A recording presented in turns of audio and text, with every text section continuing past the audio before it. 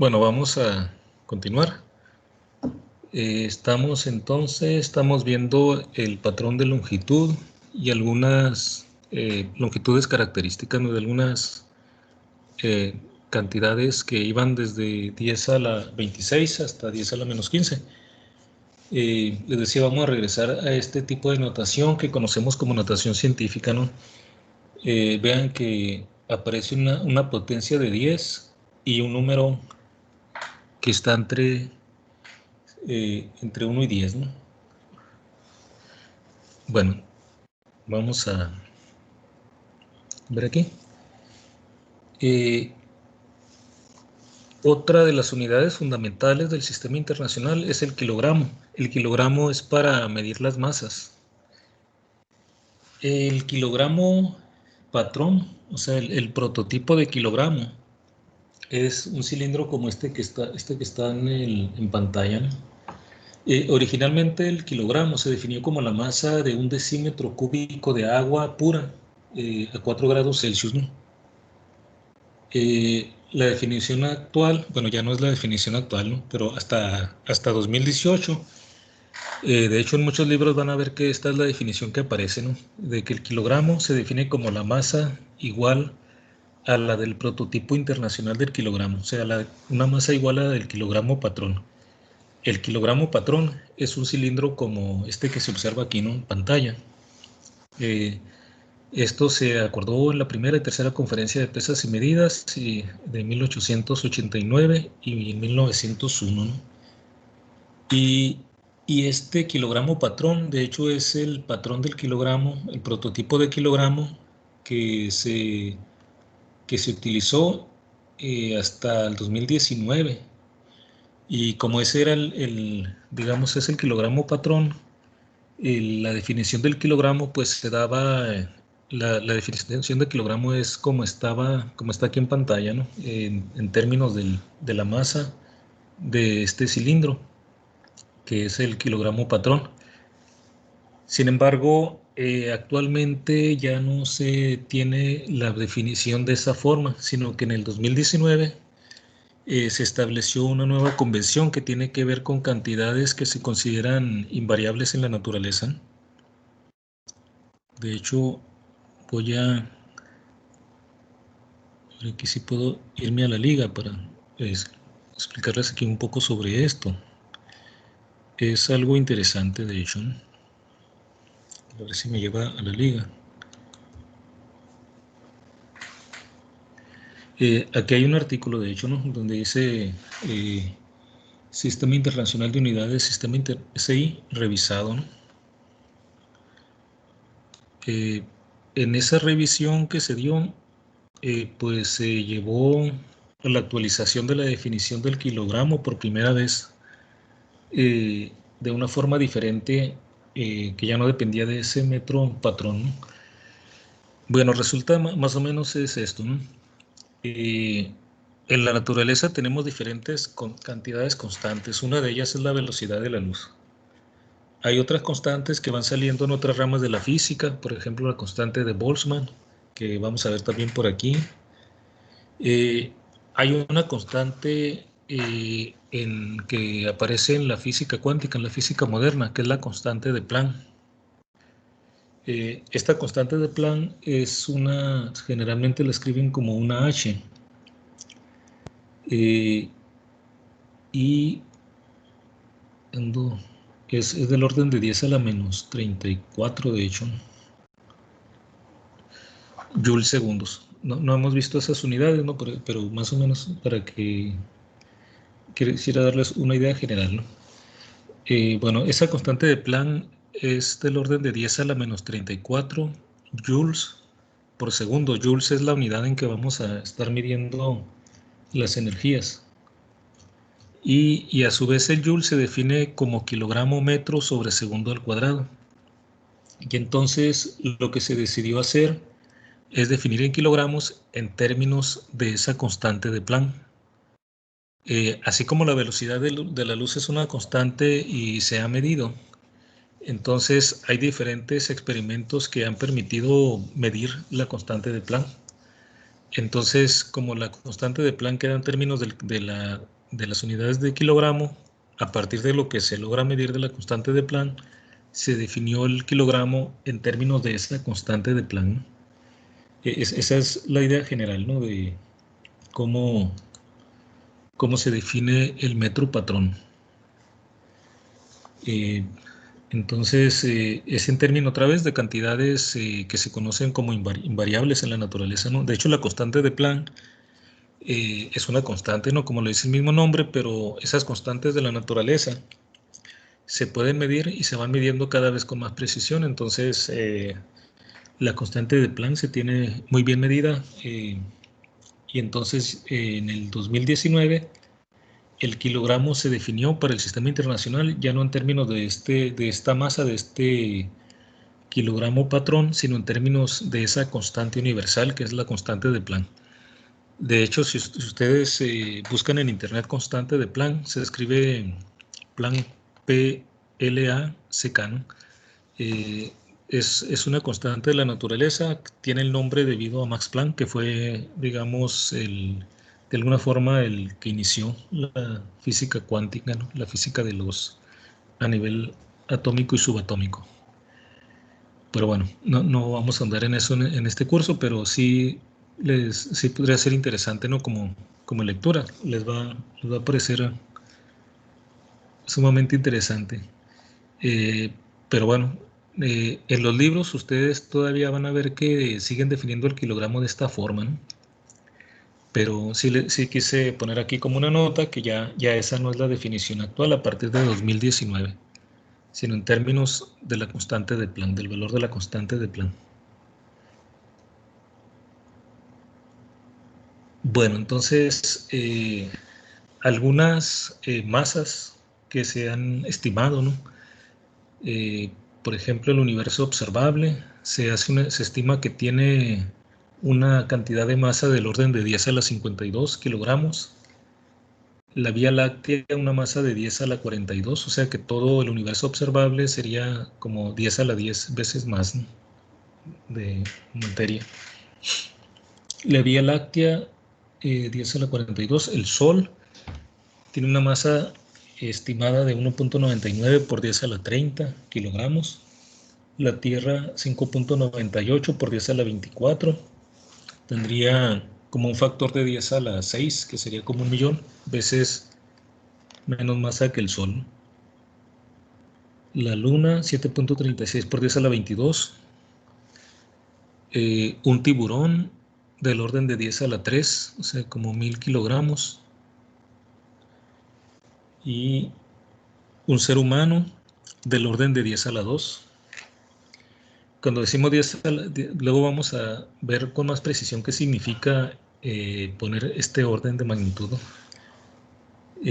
La rana 10 a la menos 1 kilogramos, el mosquito 10 a la menos 5, una bacteria del orden de 10 a la menos 15 kilogramos.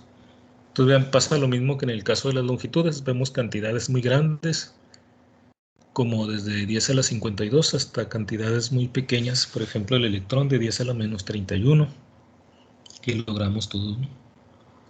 Entonces vemos otra vez ese rango muy grande de los órdenes de magnitud de las potencias de 10, de estas magnitudes, ¿no?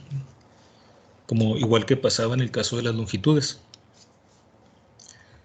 Y bueno, precisamente esto nos va a llevar a adentrarnos un poco más, ¿no? en la notación científica. Pero bueno, antes vamos a ver eso es lo que tiene que ver entonces con el patrón de masa y vamos con el patrón de tiempo. El patrón de tiempo primero fue definido en términos del día solar medio, ¿no? En 1967. El día solar medio es el intervalo de tiempo que pasa para que el Sol se pueda observar en el punto más alto del cielo cada día, ¿no? Y luego se definió el segundo como una fracción de 1 entre 60, entre 1 entre... bueno, 1 por 60, 1 por 60 por 1 entre 24, ¿no? Es decir, el día solar medio lo dividimos sería 1 entre 60 por 60 por 24, ¿no? Para definir el segundo. Esto es porque ese día solar medio, pues se definió que tenía 24 horas. A su vez, cada hora tenía 60 minutos y cada minuto tenía 60 segundos, ¿no?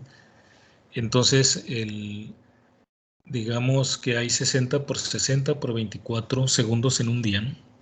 Y entonces el segundo se define como esta fracción del día solar medio. Esta definición se basa en la rotación del planeta Tierra, ¿no?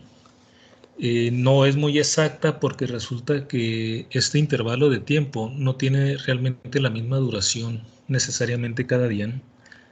O sea, un día no dura exactamente 24 horas o este número de segundos exactamente siempre, ¿no? Se va cambiando poco a poco, ¿no?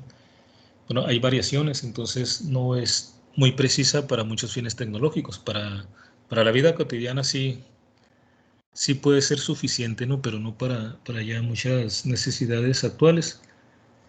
Entonces, otra vez, la definición de segundos se establece en términos de fenómenos que se consideran invariables, fenómenos a nivel atómico, ¿no? Em, Resulta que sabemos que hay muchos fenómenos atómicos y se aprovecha, por ejemplo, que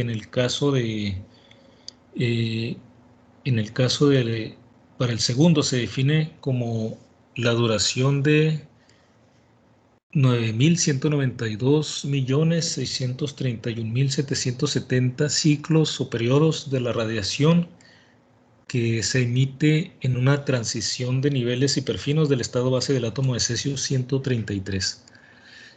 No le hagan caso si en este momento pues hay muchos conceptos con los que no están familiarizados, ¿no? Pero básicamente lo importante es que estos, digamos, se definen el segundo en términos de periodos, de fenómenos que ocurren periódicamente eh, en escala atómica y que se consideran invariables, ¿no? Si ustedes luego pues entran un poco, por alguna razón después en temas estos de física moderna, pues van a ver este tipo de conceptos, ¿no? Pero si no, no se preocupen mucho, pero básicamente es eso, no son fenómenos a nivel atómico que se consideran invariables, que son periódicos y por eso se define el segundo de esa forma para que sea más invariable. Entre más invariable sea una definición o un patrón, es mejor, permanece por más tiempo, ¿no? Lo esencial cuando se define en formas de medir el tiempo es eso, ¿no? Que ustedes escojan un fenómeno que se esté repitiendo. Por ejemplo, para el hombre primitivo, el ver que el sol salía y se volvía a oscurecer, volvía a salir el sol, eso ya le permitía una forma de medición del tiempo, ¿no? Que eran los días. Después aparecieron la luna, que es como digamos un antecedente del mes, ¿no? Cada vez que la luna pasa otra vez por su mismo ciclo, luna llena, de luna llena, por ejemplo, pues era una luna, ¿no? Que es aproximadamente lo que ahora conocemos como el mes. Eh, es algo que se está repitiendo. Cada vez que veo la luna igual, pues veo que ya se completa otro ciclo, ¿no? Otra forma de medir el tiempo, ya intervalos más cortos, puede ser, por ejemplo, midiendo nuestro pulso. Nuestro pulso pues tiene cierta periodicidad, puede variar, pero en condiciones normales, que estemos tranquilos, pues podemos confiar en que para ciertos fines podemos medir el tiempo en número de pulsos, ¿no? Sería una unidad de tiempo, ¿no? También hay fenómenos como si ustedes un péndulo que pongan ustedes oscilar, el periodo de oscilación, si no hay mucha fricción, puede mantenerse aproximadamente constante.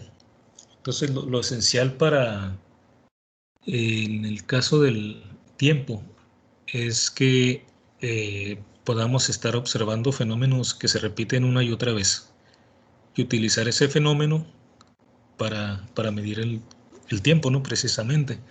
Cada ciclo le puedo asignar un nombre a una unidad de medición de tiempo y entonces así puedo medir intervalos.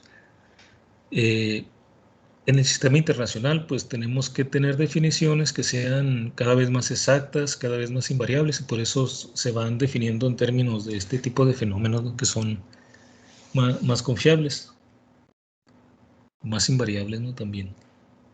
Y vean, aquí tenemos en la derecha también algunos intervalos de tiempo conocidos. Por ejemplo, la edad estimada del universo es 4 por 10 a la 17 segundos. La edad de la Tierra, vean que está en el mismo orden, 1.3 por 10 a la 17 segundos. Bueno, todo está en segundos. La edad promedio de un estudiante universitario, 6.3 por 10 a la 8. O sea que ustedes tienen una edad del orden de 10 a la 8 segundos, lo que han vivido. Un año tiene del orden de 3.2 por 10 a la 7 segundos. Un día, 8.6 por 10 a la 4. La clase dura aproximadamente 3 por 10 a la 3. En este caso son 2 horas consecutivas, sería como 6 por 10 a la 3 segundos. El intervalo de tiempo entre latidos del corazón es 8 por 10 a la menos 1 segundos. Y así no podemos irnos a otras cantidades. Las ondas sonoras tienen 10 a la menos 3 el periodo, la frecuencia de las ondas de sonido. Las ondas de radio tienen una frecuencia de 10 a la menos 6. De hecho, vamos a ver que luego, porque luego en el radio es en kilohertz o megahertz. Periodo de ondas de la luz visible. La luz visible vibra, de hecho, con periodos muy pequeños, 10 a la menos 15 segundos. Una colisión nuclear dura 10 a la menos 22 segundos, y el intervalo de tiempo para que la luz atraviese el diámetro, por ejemplo, de un protón es de 10 a la menos 24 segundos.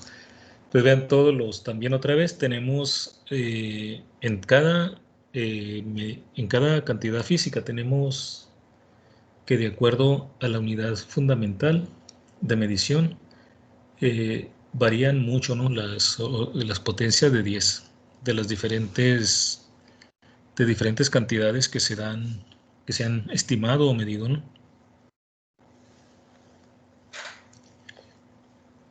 Bueno, entonces este es para el tiempo. Aquí una observación importante es, vamos a utilizar a veces, lo utilizamos a veces en el lenguaje diario, y a veces aquí también cuando estemos haciendo problemas lo vamos a utilizar indistintamente. El tiempo e intervalo de tiempo son cosas diferentes, ¿no?, aunque a veces las utilizamos como si fueran lo mismo. Cuando hablamos de tiempo, es el tiempo un instante. Por ejemplo, si yo digo son las 8:44, ese es el tiempo, es el instante, ¿no? Y el intervalo de tiempo sería, digamos, la diferencia entre dos momentos, ¿no?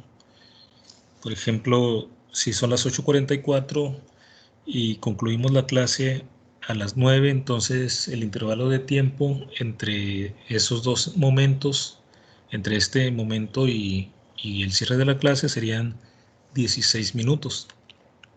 Entonces, es importante, aunque a veces tal vez no hagamos la diferencia, hay que tener siempre claro cuándo estamos hablando de un tiempo y cuándo estamos hablando de un intervalo de tiempo, ¿no?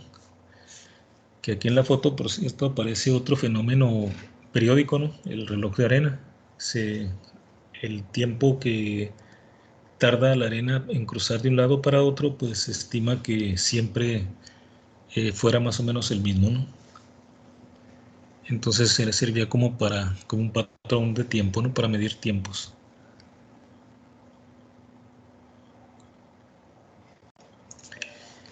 Y bueno, hay otras unidades que no voy a ahondar mucho aquí, porque de hecho las anteriores pues son cantidades con las que ya están más familiarizados, es más intuitivo.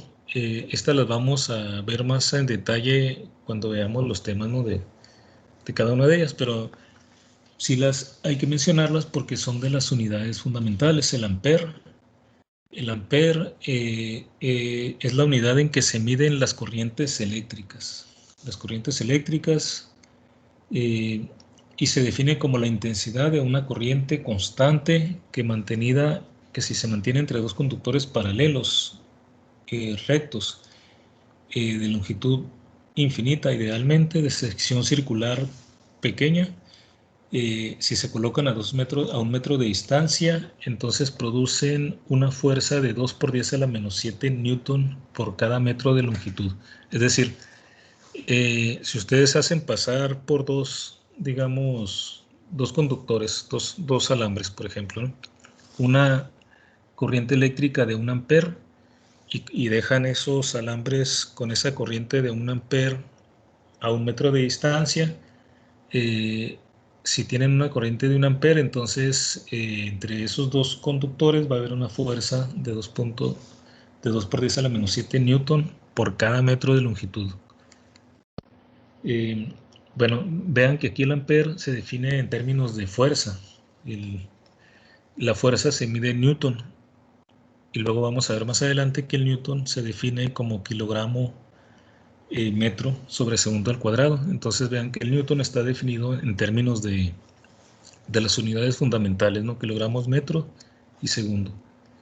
Y el ampere a su vez se define en términos del newton por metro, o sea que también estaría definido en términos de las unidades fundamentales. Esta definición de ampere se estableció en 1948. Posteriormente se definió también la temperatura termodinámica como el Kelvin. Bueno, el Kelvin se definió como 1 entre 273.16 de la temperatura del punto triple del agua. El punto triple del agua es una temperatura a la que coexiste el agua al mismo tiempo en las tres fases, ¿no? De sólido, líquido y vapor. Bueno, ese acuerdo se estableció en el 67. También el Kelvin lo vamos a ver, ¿no? En la parte de termodinámica. Y bueno, y vamos a ver el origen precisamente de este número, este 273.16.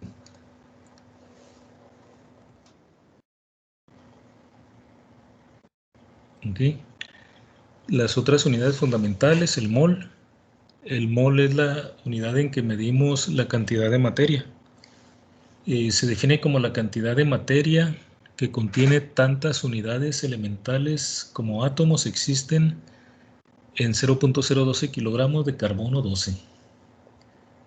Esto se acordó en 1971, vean que es muy reciente, ¿no? Bueno, vean, el mol se define como la cantidad de materia que contiene tantas unidades como átomos tiene esta cantidad de carbono 12.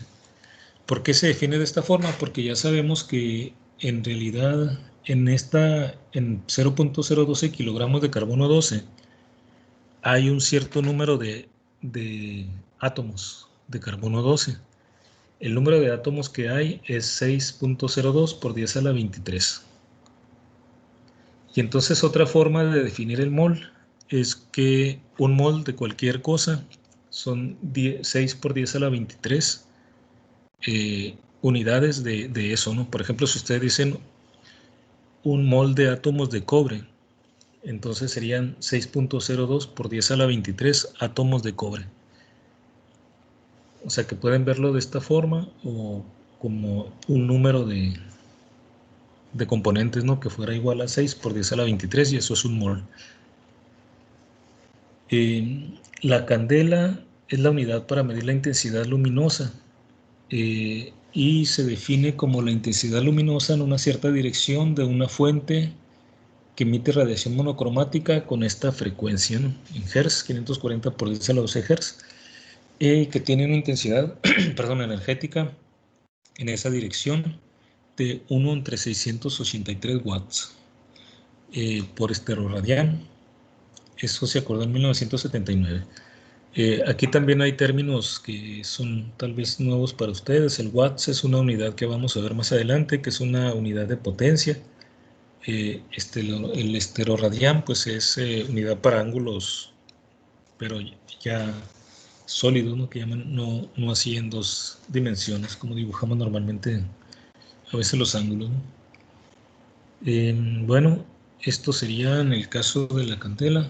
Les digo, aquí en estas últimas no ando mucho porque sé que hay algunos conceptos que no han visto, que después vamos a ir cubriendo, ¿no?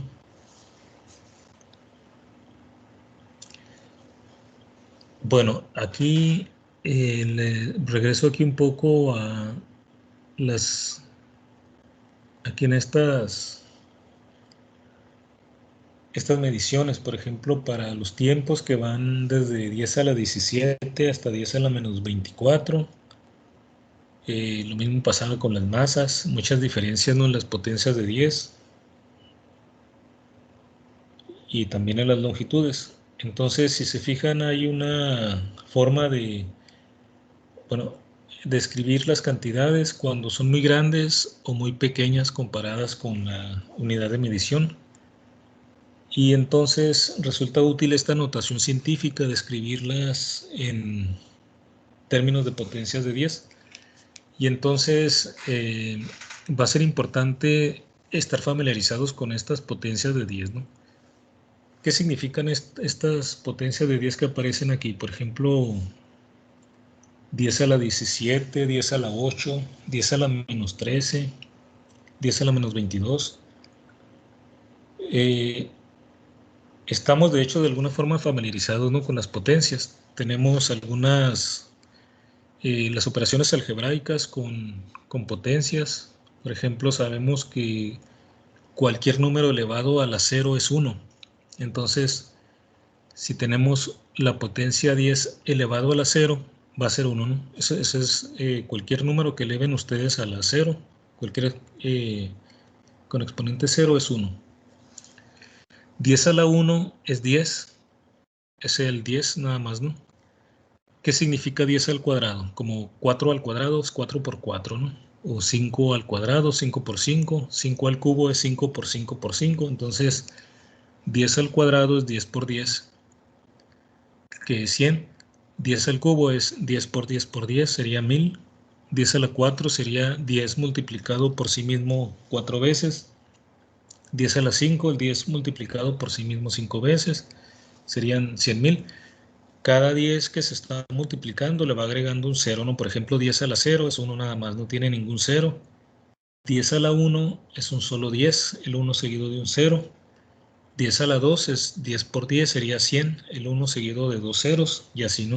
O sea que si tengo 10 elevado a la n, sería un 1 seguido de n ceros. 10 a la 5 es 1 seguido de 5 ceros, son 100.000, ¿no? Y así, entonces eso es lo que significaría esa notación de 10 a la 17, sería 1 seguido de 17 ceros, ¿no? Sería 10 por 10 por 10 multiplicado 17 veces por sí mismo el 10. Estos son potencias positivas.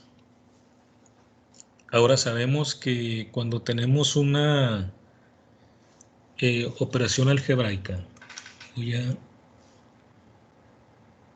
puedo escribir algo aquí.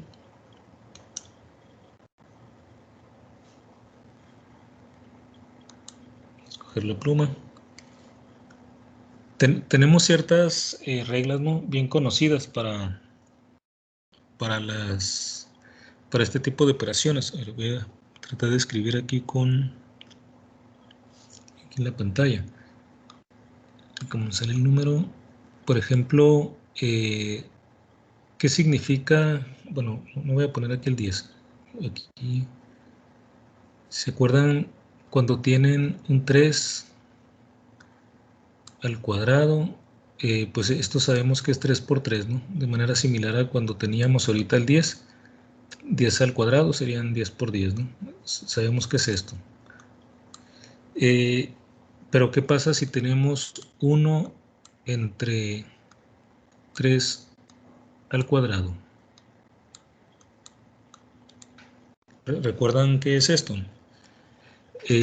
Cuando tenemos un 1 entre un exponente elevado a una potencia en el denominador, recuerden que lo podemos subir al numerador cambiando el signo, ¿no? Algo así como, voy a ponerlo aquí en general. Cuando tengo una potencia a elevado a la b, saben que es a multiplicado por sí mismo b veces. Pero cuando tengo 1 entre una base elevado a un exponente. Acuérdense que lo podemos subir al numerador, pero el exponente cambia de signo. O sea que aquí 1 entre 3 al cuadrado sería como tener el 3 en el numerador, pero elevado a la menos 2. Entonces, esto es por lo siguiente, ¿no? Aquí todos son potencias positivas de 10. Pero en las tablas que les mostré antes también aparecen potencias negativas. Entonces, el significado de la potencia negativa de 10 tiene que ver justamente con esto. Aquí tengo 1 entre 3 al cuadrado, lo puedo escribir como 3 a la menos 2. Si yo tuviera aquí 1 entre 10, el 10 es como 10 a la 1, entonces yo puedo escribir esto como 10 a la menos 1. Si tengo 1 entre 10 al cuadrado, saliendo aquí muy feo el número, ¿no? Pero 1 entre 10 al cuadrado es 10 a la menos 2. Se lo subo al numerador, me queda negativo. Y sabemos que este 1 entre 10 a la 2, el 10 a la 2 es 10 por 10, entonces es 1 entre 100. Lo voy a escribir aquí. 1 entre 100. Y aquí este es el significado de los exponentes negativos, ¿no? Entonces, si yo tengo 10 a la menos 3, eso significa que tengo 1 entre 10 a la 3, de esta forma, ¿no? Que sería 1 entre 1000, porque 10 a la 3 es 1000, o sea, 10 a la menos 3 es una milésima, ¿no? 1, 2, 3. Bueno, está muy feo aquí el número como está saliendo con el mouse, pero al menos creo que se entiende, ¿verdad? 1 entre 1000 sería 10 a la menos 3. Si yo lo pongo esto como en decimales, sería 0.001, una milésima. O sea, 10 a la menos 3 es 0.001. Cuando hablamos de exponentes positivos, de potencia de 10 positivos, 10 a la n, por ejemplo, 10 a la n, cualquier número n entero, es un 1 seguido de n ceros. Cuando hablamos de potencias negativas, por ejemplo, aquí es el 0 punto y luego el primer 1 aparecería 3 espacios después del punto decimal, ¿no? O sea, en el caso de exponentes negativos, de potencias de 10 negativas, el exponente me daría el número de espacios después del punto hasta el que aparece el primer número, ¿no? El 1, por ejemplo. Aquí tengo 10 a la menos 3, 1, 2, 3 espacios, tengo el 1, ¿no? Si fuera 10 a la menos 2, 10 a la menos 2, déjenme ver si puedo escribir mejor aquí el número. Voy a usar aquí la lápiz.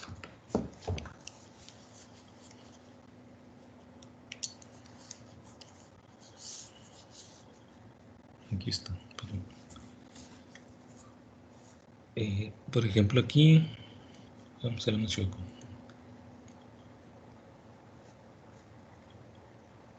Bueno, aquí 10 a la menos 2 sería 0.01. O sea, el 1 aparecería recorriendo el punto decimal 2 espacios, ¿no?